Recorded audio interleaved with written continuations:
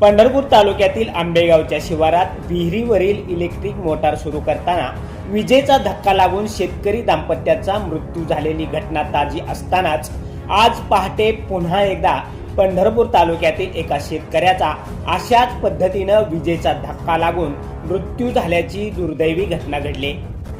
समजलेल्या प्राथमिक माहितीनुसार आज दिनांक 23 ऑगस्ट रोजी पहाटे 5:45 सुमारास गादेगाव येथील गणेश शेंडगे वय वर्ष 32 हा तरुण शेतकरी पळशी शिवारातील आपल्या शेतातील विहिरीवरची इलेक्ट्रिक मोटार सुरू करत असतानाच अचानक इलेक्ट्रिक खोक्यात उतरलेल्या करंटमुळे त्यांना विजेचा जोराचा झटका बसला आणि त्यांचा जागेवरच मृत्यू झाला।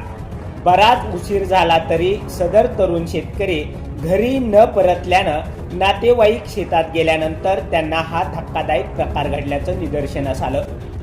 या घटनेत मयत झालेल्या तरुण शेतकऱ्याच्या पश्चात आई, वडील, भाऊ, बहीण, पत्नी व 1-2.5 वर्षाचा मुलगा असून पत्नी गर्भवती आहे।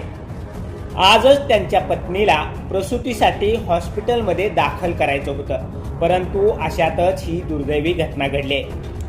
दरम्यान MACB कडून 3 फेजचं टायमिंग अचानक बदलल्यामुळेच ही दुर्घटना घडल्याचा आरोप शेतकरी संघटनेचे नेते समाधान फटे यांनी पंढरपूर लाईव्हशी बोलताना केलाय।